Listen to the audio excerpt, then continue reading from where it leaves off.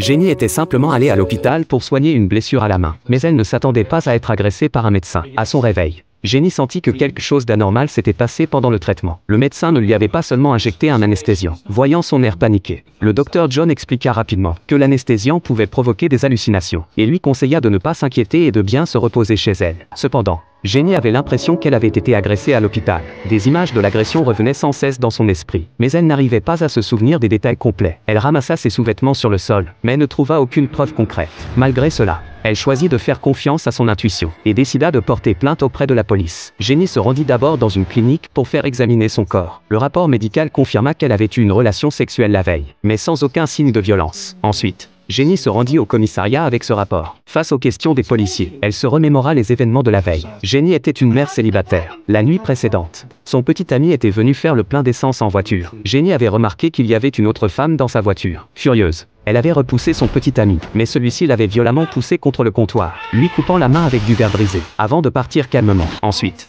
Jenny s'était rendue à l'hôpital pour soigner sa blessure. John, qui était de garde, avait proposé de l'aider à traiter sa blessure. Cependant, pour une simple coupure, John avait insisté pour lui administrer un sédatif. Jenny s'était ensuite évanouie, mais les deux policiers ne crurent pas au récit de Jenny. En effet, John jouissait d'une excellente réputation en tant que médecin respecté dans cette petite ville. Les policiers pensèrent que Jenny, mère célibataire, cherchait simplement à profiter du statut et de la richesse de John. Cependant, comme elle avait officiellement déposé plainte, ils furent obligés d'enregistrer l'affaire. Le lendemain, l'agent Jacques alla interroger John. Il l'informa que Jenny avait porté plainte et lui demanda de raconter les événements de la veille. John, visiblement choqué, se déclara innocent, affirmant que Jenny l'avait même séduit auparavant. Jacques expliqua qu'il venait aussi pour prélever un échantillon d'ADN de John. John, pris de panique, tenta de rester calme. Il prétendit devoir assister à une opération et demanda à Jacques d'attendre. Une fois parti, John prit un échantillon de sang et demanda à son assistant d'y apposer une étiquette. Il remit ensuite cet échantillon à Jacques. Jacques, surpris, expliqua que le prélèvement devait se faire en sa présence, car sinon cela violait le protocole. Mais John répondit « Vous ne faites pas confiance à un médecin ?»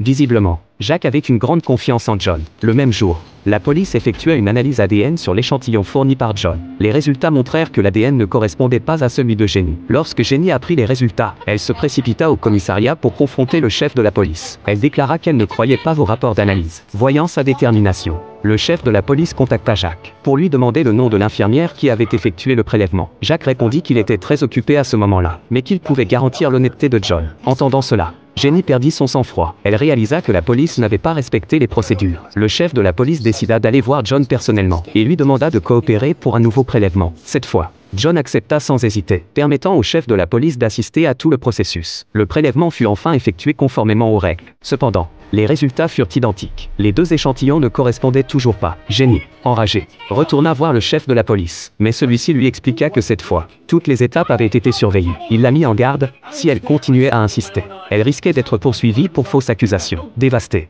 Jenny accepta en silence cette issue. Elle s'enferma dans sa chambre et refusa de sortir. Le stress mental accumulé finit par la plonger dans une profonde dépression.